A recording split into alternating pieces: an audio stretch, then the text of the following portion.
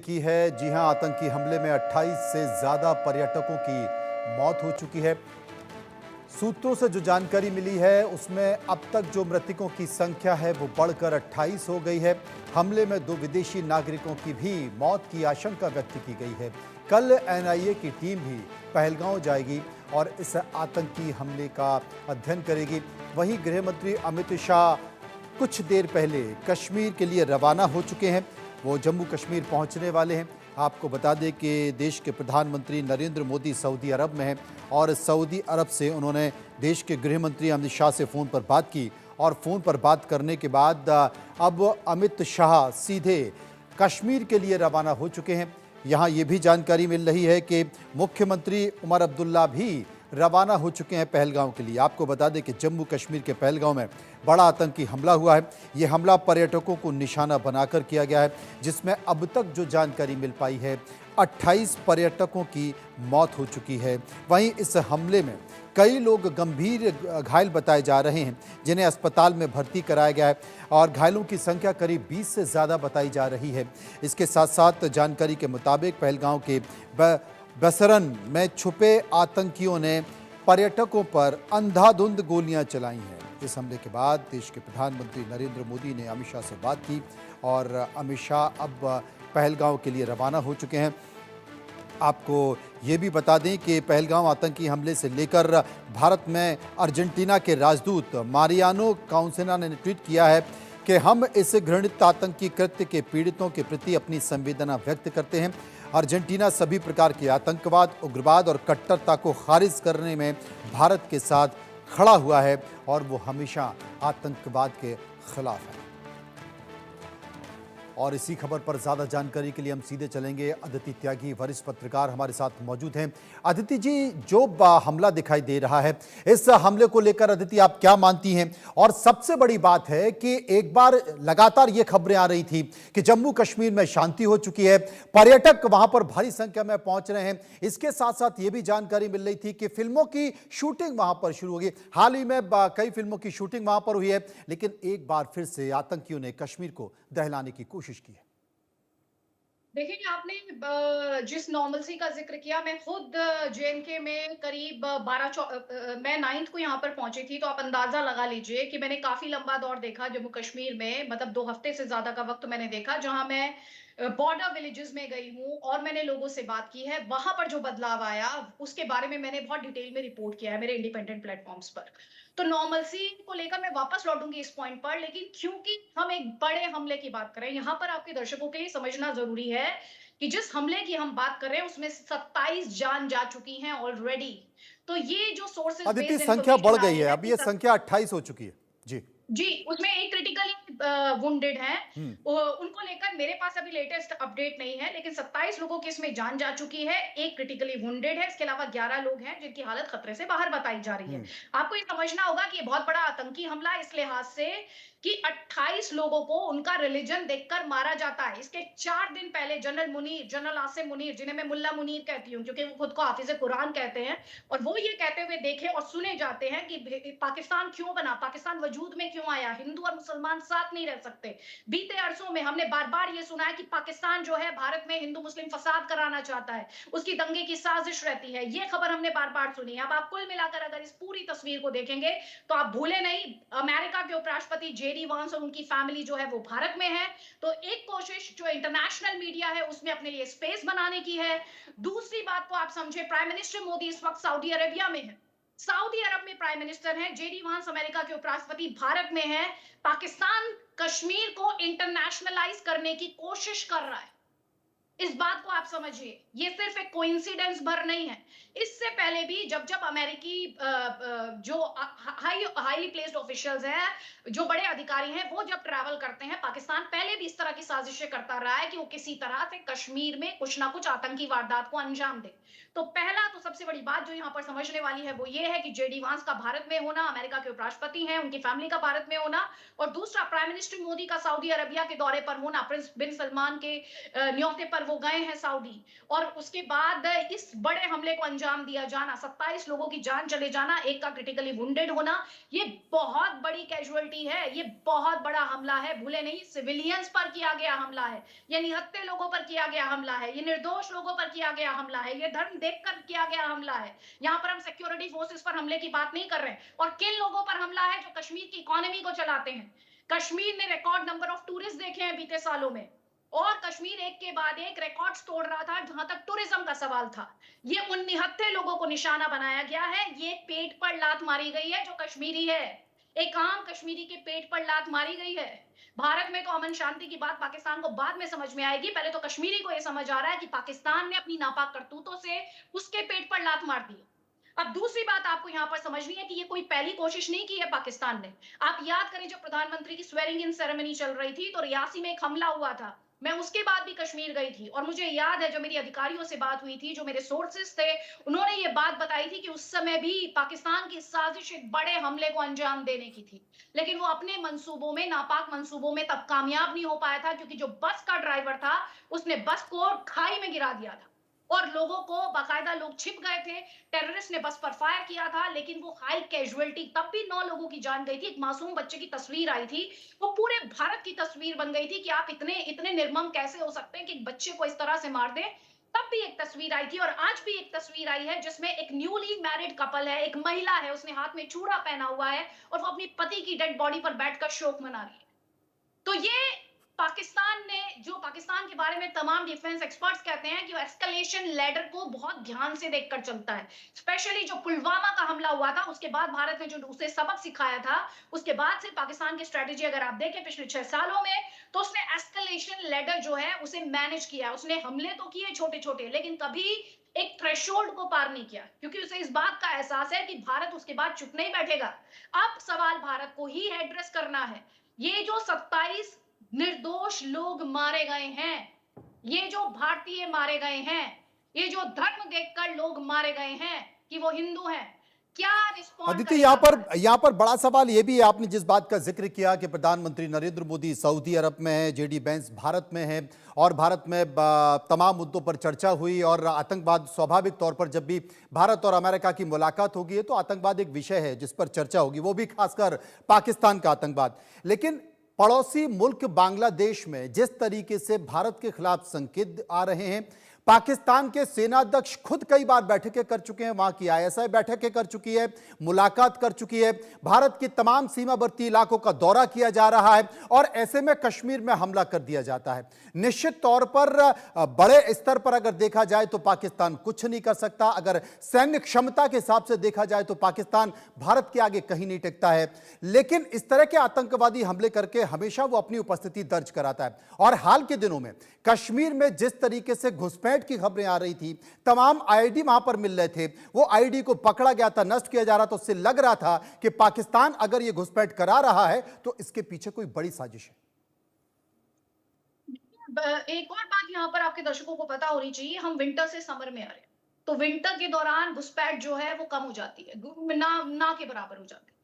तो जैसे जैसे बर्फ पिघलने लगती है, ये घुसपैठ जो है ये ज्यादा देखने को मिलती है। यहाँ पर एक और बात का जिक्र मैं करना चाहती हूँ, थोड़ा सा और पृष्ठभूमि में लेकर जाना चाहती हूँ, क्योंकि Jammu Kashmir is like second home to me. तो हमने ये देखा है बीते सालों में, जम्मू जो है वो बैटलफील्ड बना टेररिस्ट की। आप देखें तो कश्मीर मोर और लेस शांत रहा था।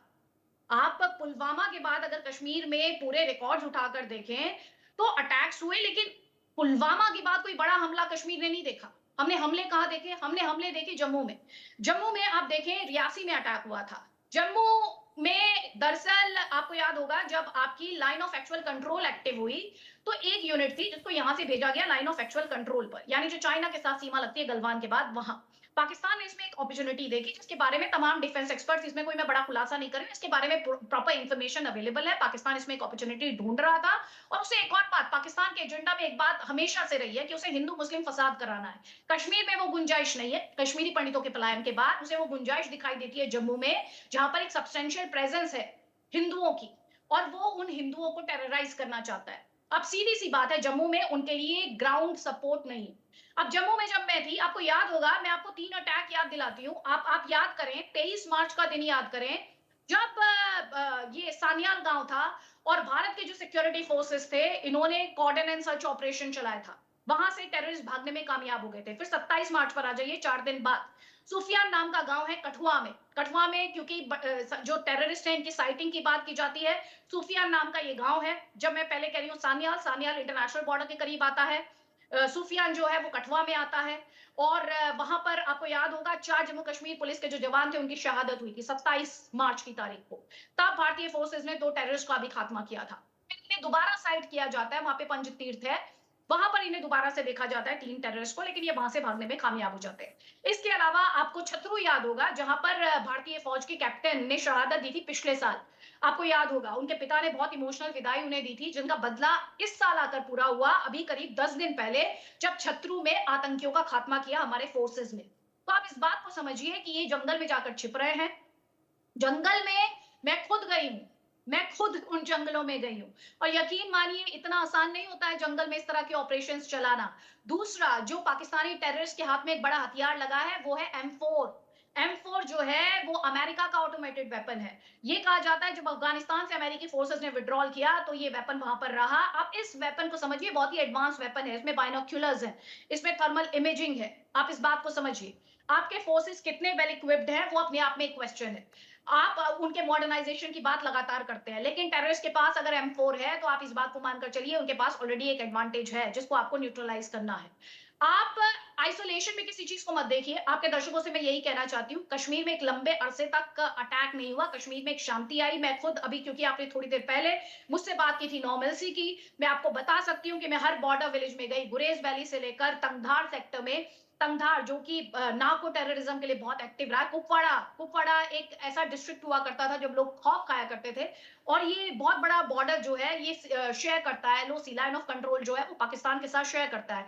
आप अगर तंगधार में जाएंगे और वहां पर आप टीटवाल चले जाएंगे जहां मां शारदा का मंदिर है, जो कि कभी एक जमाने में बेस कैंप हुआ करता था। जब आप शारदा पीठ जाते हैं जो कि पीओजेके में है, जो कि इस समय बहुत ही खंडर की हालत में है, उसके लिए बेस कैंप जो शारदा मंदिर का काम करता था, उस शारदा मंदिर को आप देखेंगे, वहां से आपको पीओजेके दिखाई देगा। आप पीओजेके को एकदम सामने देख सकते हैं। बीच में जो सेपरेशन है वो सिर्फ और सिर्फ जो कृष्ण गंगा रिवर है उसका सेपरेशन है। तो आप इस बात को समझिए कि ये आप तमाम तमाम ज्योग्राफिकली में बहुत पृष्ठभूमि का सारी। जिक्र आपने किया अदिति, निश्चित तौर पर, लेकिन भारत के हर नागरिक का इस वक्त खून खौल रहा है, क्योंकि निहत्थे, जैसे कि आपने बताया कि नाम पूछ पूछ कर लोगों पर हमला किया गया है, निहत्थे लोगों पर हमला किया गया है। वो लोग जो कश्मीर की फिजा को समझना चाहते थे, कश्मीर के मौसम को जानना चाहते थे, घाटी को महसूस करना चाहते थे, उन लोगों पर हमला किया गया है। भारत के हर नागरिक का इस वक्त खून खौल रहा है और भारत बदला लेने के लिए आतुर है। क्या भारत इसका जवाब देगा? किस तरीके से जवाब देगा? देखिए, वो इंडियन गवर्नमेंट और इंडियन फोर्सेस डिसाइड करेंगे, वो काम मेरा नहीं है। लेकिन मैंने जितना अपने देश की सरकार को जाना है और जितना मैंने अपने फोर्सेस को जाना है, यकीन मानिए अगर हमारा खून खौल रहा है तो इस समय उन पर क्या बीत रही होगी, क्योंकि उनकी तो जिम्मेदारी है। एक एक जान को प्रोटेक्ट करने की उनकी जिम्मेदारी है। इसे आप एक हमला भर मत मानिए, ये भारत पर हमला है। ये भारत को खुली चुनौती है कि हम आकर मारेंगे, तुम्हें जो करना है तुम कर लो। इसीलिए मैं कह रही हूँ ये बहुत बड़ा अटैक है, और जो रिस्पॉन्स इंडिया का होगा इसके ऊपर, मैं कोई वॉर मॉन्गरिंग नहीं कर रही हूँ। बहुत सारे लोग हैं जिन्हें लगेगा ये वॉर मॉन्गरिंग है। जी नहीं, ये कोई वॉर मॉन्गरिंग नहीं है। वहां मरने वाला मैं भी हो सकती हूँ, वहां मरने वाला कोई भी हो सकता है। वहां लोग एक खुली फिजा में आए हैं, वहां लोग घूमने आए हैं। उनका पाकिस्तान और टेररिस्ट से कोई लेना देना नहीं है। वो सिर्फ घूमने के लिए आए हैं, वो वहां की इकोनॉमी को बूस्ट देते हैं। आप ऐसे लोगों को चुनकर मारते हैं, उनका नाम पूछते हैं, उनकी शिनाख्त पूछते हैं, और उसके बाद आप उन्हें मारते हैं। ये भारत को तय करना है कि ये जो एक अरसे बाद, मैं कहूंगी रियासी से पाकिस्तान ने कोशिश की थी, लेकिन क्योंकि ड्राइवर बहुत समझदार था, लोकल था, और उसने बस को कुदा दिया था खाई के अंदर, वो एक ऐसी चीज थी जो पाकिस्तान अपने नापाक मंसूबे में कामयाब नहीं हो पाया था। लेकिन इस बार पाकिस्तान ने ये खुली चुनौती दी है भारत को, भारत के फोर्सेस को, और हमारे फोर्सेस का रिस्पांस ये तय करेगा कि हम भारत को कैसा राष्ट्र बनाना चाहते हैं। ये भारत सरकार तय करेगी कि हम भारत को कैसा राष्ट्र बनाना चाहते हैं। हमारे लिए हमारी इन 27 जानों की कीमत क्या है, हमने पुलवामा में देखा है, हमने इससे पहले उरी हमले के बाद भी देखा है कि भारत ने ये दिखाया है कि भारत को अगर छेड़ोगे तो छोड़ेगा नहीं, जो कि प्राइम मिनिस्टर की बहुत फेमस लाइन है। क्या भारत एक बार फिर से ये करके दिखाएगा? मुझे सिर्फ ये देखना है। मुझे देखना है कि भारत सरकार के लिए, भारत के फोर्सेस के लिए 27 निर्दोष लोगों की जान की कीमत क्या है? और उससे भी बड़ी बात, पाकिस्तान के जनरल मुल्ला मुनीर, कहती हूँ मैं उन्हें, हाफिज कुरान खुद को कहते हैं वो, 5 दिन पहले वो पढ़ा रहे थे कि हिंदू और मुसलमान साथ नहीं रह सकते हैं, उन्हें सबक सिखाने का वक्त है। उन्हें याद दिलाने का वक्त है कि जिसके अपने घर में फ्रीडम फाइटर्स बैठे हों, बलूचिस्तान में जिसकी पतलूनें उतारी जा रही हों, जिस फोर्स को उसके सरेंडर करने के लिए जाना जाता हो, 93,000 सैनिकों के सरेंडर के लिए जाना जाता हो, उस फौज की इतनी हिमाकत नहीं होनी चाहिए। ये मैसेज भारत को देना है। किस फॉर्म में आएगा, कैसे आएगा, ये मेरी टेरिटरी नहीं है, ये आपकी टेरिटरी भी नहीं है, ये ना मेरा स्पेशलाइजेशन है, ना आपका स्पेशलाइजेशन है। इस काम के लिए लोग बैठे हैं, स्पेशलिस्ट हैं वो इस काम के, उन्हें पता है कब क्या काम करना है, कैसे जवाब देना है, ये मैं उन पर छोड़ती हूँ। लेकिन एक भारतीय होने के नाते और एक पत्रकार होने के नाते और एक ऐसा नागरिक होने के नाते जो जम्मू कश्मीर को अपना सेकंड होम मानता है, क्योंकि उसने बहुत वक्त वहां पर बिताया है, जिसने आज से कुछ घंटे पहले वहां पर नॉर्मलसी देखी है, जो वहां पर मासूम लोगों को बिलखते हुए देख चुका है, वो ये देखना चाहता है कि क्या रिस्पॉन्स रहेगा हमारे वो गवर्नमेंट ये का देखना और चाहता कैसे है कि रिस्पॉन्स सरकार करेंगे हमारे आखिर किस फोर्सेस। तरीके से रिएक्ट करती है और सरकार किस तरीके से इसका जवाब देती है। निश्चित तौर पर इस देश का हर नागरिक चाहता है कि सरकार पाकिस्तान को मुंह तोड़ जवाब दे, क्योंकि जिसका जिक्र आप कर रही थी कि टू नेशन थ्योरी का जिक्र मुनीर कर रहे थे और लगातार कई दिनों से वो उस पर बयान भी दे रहे हैं, लेकिन इसके संकेत निकल कर आ रहे हैं। अदिति, पश्चिम बंगाल में जिस तरीके से हिंदुओं पर हमले किए जा रहे हैं, यहां भी जो हमला किया गया है उसमें नाम पूछा गया और नाम पूछकर उनको गोली मारी गई। हालांकि दो विदेशी नागरिक भी हैं, एक इजराइल का है और एक इटली का है, वो भी यहां पर मारे गए हैं, लेकिन चुन चुनकर हमला किया गया है। पहलगांव, जहां की बर्फ देखने के लिए पूरे देश के पर्यटक वहां पर मौजूद हैं, एक उत्साह है और बर्फ देखना वहां हर कोई चाहता है। चुनकर पर्यटन स्थल पर, वो भी पहलगांव पर हमला किया गया और बहुत दिनों बाद एक बड़ा हमला पाकिस्तान ने किया है। जिस तरीके से हमला किया, पाकिस्तान में लोकतांत्रिक तौर पर चुनाव हुए हैं, वहां पर चुनी हुई सरकार है जिसका जिक्र अब हिंदुस्तान का हर आदमी करता है। क्या यह माना जाए कि कहीं ना कहीं कोई इंटेलिजेंस फेलियर है या सरकार बनने के बाद कहीं कोई ऐसी कमी है जिससे यह बड़ा हमला हुआ है?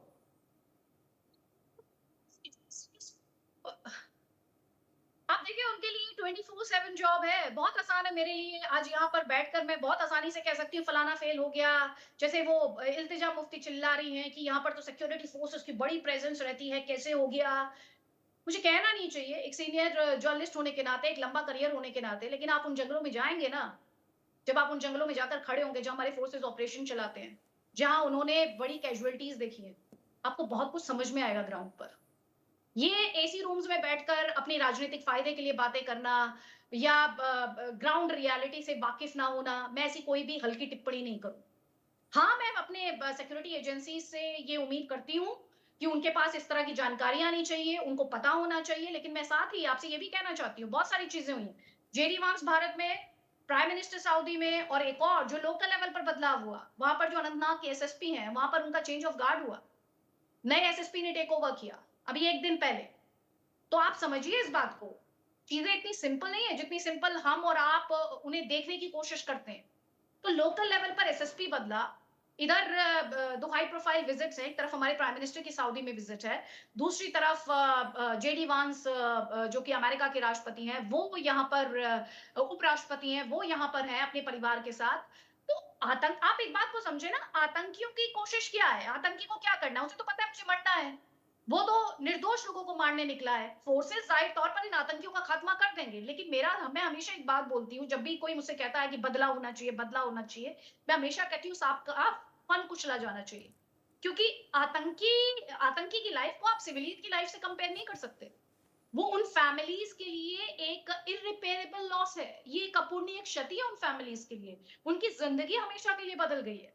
आप इस दर्द को समझिए उनके, और उनकी कोई खता नहीं है, उनका कोई दोष नहीं है, उन्होंने कुछ किया नहीं है, वो सिर्फ घूमने आए थे, उनके पैसे से इस इकोनॉमी को बूस्ट मिलना था, वो अपने देश में आए हैं भाई, वो किसी विदेश में नहीं गए हैं, उनका हक है अपने देश में घूमने का, क्योंकि उनसे कहा जाता है ये सेफ है, क्योंकि मैंने देखा है ये सेफ है।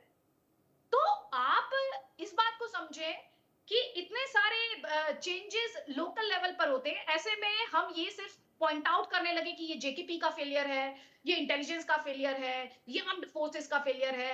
मुझे लगता है ये सारी बैटल्स एक साथ लड़ी जाती हैं, सब बैटल एक साथ लड़ी जाती हैं। कोई बैटल अकेले नहीं लड़ता। जम्मू कश्मीर में सीआरपीएफ भी लड़ती है, जेकेपी यानी जम्मू कश्मीर पुलिस भी लड़ती है, इंडियन आर्मी भी लड़ती है, गुरेज की तरफ जाएंगे तो बीएसएफ भी लड़ता है। तो आप किसी एक की गलती यहाँ पॉइंट आउट करने हम I don't think this is the right time. और मैं बिल्कुल भी किसी की गलती निकालने नहीं बैठी हूँ, लेकिन हाँ, इस तरह से आप समझिए ना, जिस तरह से इस हमले को अंजाम दिया गया है, वो कुछ सवाल जरूर खड़े करता है।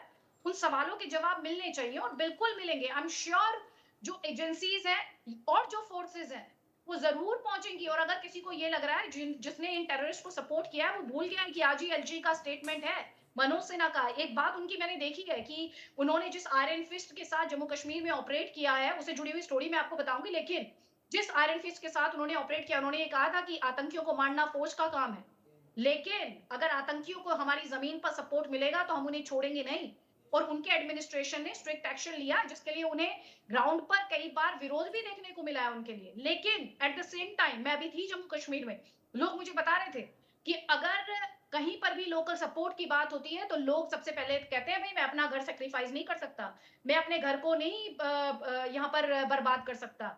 हम जो अब लोकल है वो डरता है सपोर्ट करने से, क्योंकि उसको पता है कि अब मेरे खिलाफ एक्शन होगा। अब ऐसा नहीं है कि अगर आप पकड़े भी गए तो आपको जाने दिया जाएगा या आपको छोड़ दिया जाएगा, नहीं।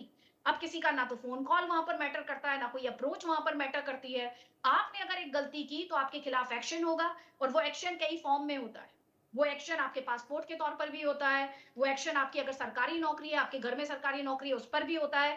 राइट और रॉन्ग लोग डिबेट कर सकते हैं, लेकिन ग्राउंड पर अगर बात करेंगे तो उसका असर देखने को मिल रहा है। और ये हमें समझना है कि ये एक्शन, मैं आपसे कोई हवा में नहीं कह रही हूँ, यहाँ मैं तमाम अधिकारियों से मिल रही हूँ, चाहे वो जेकेपी के हों, चाहे वो फौज से जुड़े हुए लोग हों, अलग अलग इलाकों में तैनात है, पोस्टेड है। आप इस बात को मान के चलिए, ये 27 जाने पाकिस्तान को बहुत भारी पड़ने वाली है। अब ये किस फॉर्म में होगा, किस तरह से होगा, वो फोर्सेस का काम है, वो डिस्कस करना, वो उसके बारे में डिटेल्स देना, ये मेरा काम नहीं। इसीलिए मैं कहती हूँ, मैं कभी out of syllabus question answer नहीं करती। लेकिन पॉइंट ये है, एक तो ये कश्मीर को इंटरनेशनलाइज करने की साजिश है पाकिस्तान। अदिति, आपको रोकना चाहता हूं, इस वक्त एक बड़ी खबर आ रही है पहलगांव से। पहलगांव में आतंकी हमले पर आईटीवी का एक बड़ा खुलासा हुआ है। पहला M4 राइफल और AK-47 से यह हमला हुआ है। दूसरा लश्कर ए तैयबा के इशारे पर यह हमला किया गया है। और तीसरा रावलपिंडी में बैठे आतंकवादियों के हैंडलर इसमें शामिल हैं। चौथा, पाकिस्तान से आतंकियों को निर्देश दिए जा रहे थे कि आपको ये हमला करना है, कैसे करना है, उसकी मोडस ऑपरेंडी क्या है। रावलपिंडी में बैठे लोग आतंकवादियों को हमले दे रहे थे, ठीक वैसे ही जैसे मुंबई बम धमाकों में भी इसी तरह के सीधे संदेश दिए गए थे। आपको बता दें कि पिछले 20 सालों में कश्मीर में आम लोगों पर यह सबसे बड़ा हमला है। 10 मिनट तक अंधाधुंध गोलियां की गई, फायरिंग की गई। आतंकवादियों ने 50 राउंड यहां पर फायरिंग की है, पूछ पूछ कर गोलियां चलाई हैं, पर्यटकों पर हमला किया है। करीब 28 लोगों के मारे जाने की खबर है। 2 विदेशी नागरिक हैं, जिनमें एक इजराइल और एक इटली का विदेशी नागरिक शामिल है। आपको बता दें कि भारत सरकार इस पूरे मामले को गंभीरता से ले रही है। गृह मंत्रालय में इसके लेकर एक उच्च स्तरीय बैठक हुई है। बैठक के बाद अमित शाह सीधे कश्मीर के लिए रवाना हो गए हैं। प्रधानमंत्री नरेंद्र मोदी सऊदी अरब में हैं, वहां पर लगातार वो बातचीत कर रहे हैं।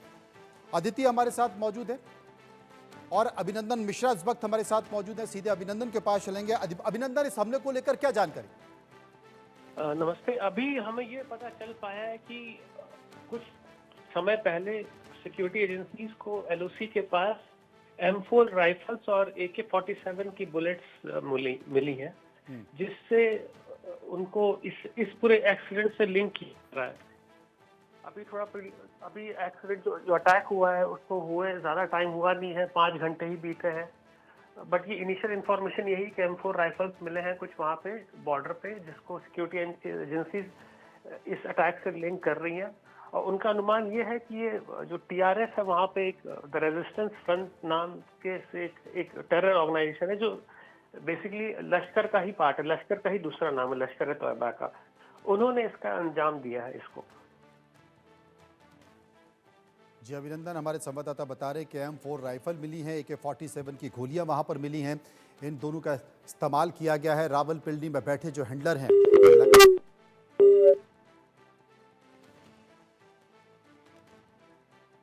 साथ मौजूद हैं। अदिति, एक सोची समझी साजिश, जम्मू कश्मीर पहलगांव आतंकी हमले के बाद अब पूरे देश में सुरक्षा बढ़ा दी गई है। वाहनों की कड़ी चेकिंग की जा रही है। अमित शाह पहुंचने वाले और जम्मू कश्मीर के मुख्यमंत्री उमर अब्दुल्ला भी वहां पर पहुंच रहे हैं। मैंने आपसे पहले किया था, क्योंकि टेररिस्ट जिस तरह से आप देखें, हमारे फोर्सेस को भी जो कैजुअलिटी हो रहे हैं उसके पीछे M4 राइफल का इस्तेमाल बहुत बड़ी वजह है। क्यों है? मैंने पहले भी कहा था, क्योंकि इसमें एक तो नाइट विजन डिवाइस है, थर्मल इमेजिंग है, प्लस इसमें बाइनोक्यूलर्स हैं। 3 एडवांटेज के साथ आता है ये डिवाइस। ये जो इक्विपमेंट है ये आतंकियों के हाथ में एक बहुत एडेड एडवांटेज देता है। वो दूर से, जब मैं आपसे कह रही हूँ कि थर्मल इमेजिंग है, बाइनोक्यूलर्स है, वो आपके फोर्सेस को बहुत दूर से देख लेते हैं। आप जब इमेजिन भी नहीं कर सकते। मुझे बता रहे थे, जब मैं डिस्कशन कर रही थी कुछ एक्सपर्ट्स के साथ, तो मुझे बता रहे थे कि M4 राइफल जो है एक बहुत बड़ा एडवांटेज देती है पाकिस्तानी टेररिस्ट को। और ये M4 राइफल कोई छोटी मोटी चीज नहीं है, ये सीधा ये प्रूव करती है कि कैसे पाकिस्तानी आर्मी जो है वो इन सब के पीछे खड़ी हुई है। और दूसरी बात, जो अभी हम बात कर रहे हैं कि आप देखें, पाकिस्तान ने मैंने अभी आपसे थोड़ी देर पहले ही जिक्र किया था कि सुफैया में जो अटैक हुआ था कठुआ में, वहां पर जहां हमारे JKP के 4 जवान उनकी शहादत हुई थी, वहां पर भी M4 राइफल ही मिली थी। तो ये आपको समझना होगा कि आतंकी जो है उन्हें पाकिस्तानी आर्मी, आप बार-बार रावलपिंडी का जिक्र कर रहे थे, यहाँ पे समझने वाली बात है, पाकिस्तानी फौज का हेडक्वार्टर कहाँ है? पाकिस्तानी फौज का हेडक्वार्टर है, GHQ है रावलपिंडी में। आपने, आपके जो सहयोगी थे वो जिक्र कर रहे थे द रेजिस्टेंस फोर्स का। रेजिस्टेंस फोर्स जब लश्कर को बैन कर दिया गया, तो उसके बाद लश्कर ने अपना नाम बदलकर द रेजिस्टेंस फोर्स रख लिया।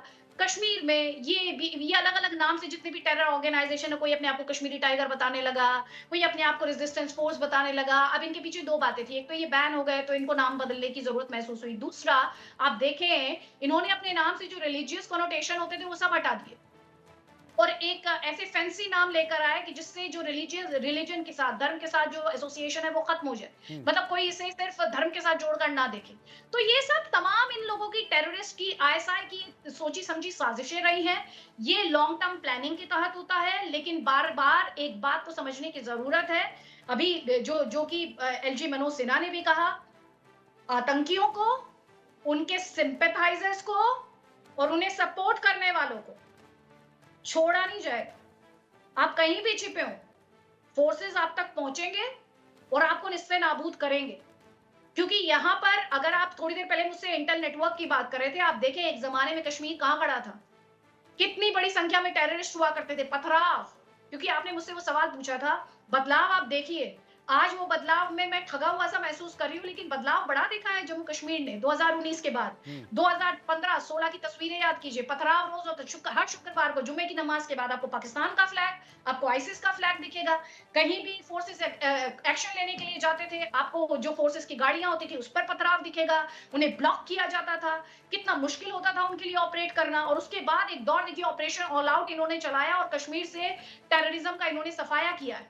वो बात और है कि 2020 के बाद पाकिस्तान ने जम्मू के फ्रंट का इस्तेमाल करते हुए यहाँ पर बड़ी संख्या में घुसपैठ कराने की कोशिश की है और जो खास तौर पर जम्मू का फ्रंट है उसको एक्टिवेट करने की कोशिश की है, क्योंकि वहां पर बड़ी संख्या में हिंदू आबादी है। उसकी जो लॉन्ग टर्म गोल है उसको समझिए, पाकिस्तान क्या करना चाहता है। पाकिस्तान चाहता है कि भारत में हिंदू मुस्लिम फसाद हो।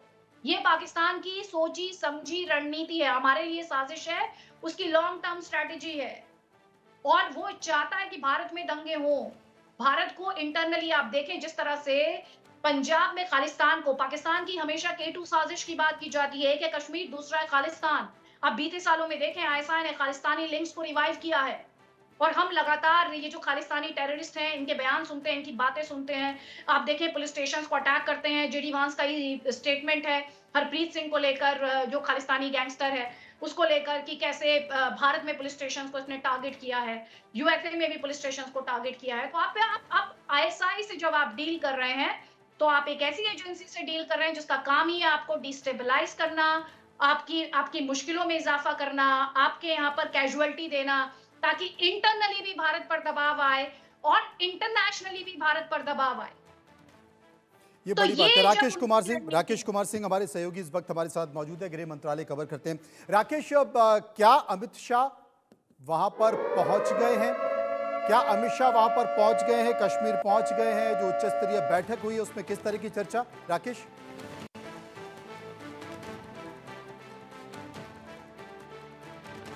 और आपको बता दें कि आतंकी हमले में मारे गए कर्नाटक में मंजूनाथ, इंडिया न्यूज के पास मंजूनाथ का आखिरी वीडियो भी है। वीडियो में पत्नी के साथ नजर आ रहे हैं मंजूनाथ। आतंकी हमले में मारे गए कर्नाटक के मंजूनाथ, उनका एक वीडियो जो कि इंडिया न्यूज के पास है। वो वीडियो कर्नाटक के रहने वाले हैं, जम्मू कश्मीर में घूमने गए थे, पहलगांव की बर्फ देखने गए थे, लेकिन वहां पर उन्हें नहीं पता था किस तरह की आतंकी घटना हो जाएगी। सुनिए मंजूनाथ को। हमारा सब टूर ऑर्गेनाइज किया है काजल Thakur ji, Indian travel store से। बहुत अच्छा लगा, बहुत अच्छा सर्विस, धन्यवाद, thank you. Thank you Kajal ma'am. मैं मंजुनाथ, शिवमोगा कर्नाटक से।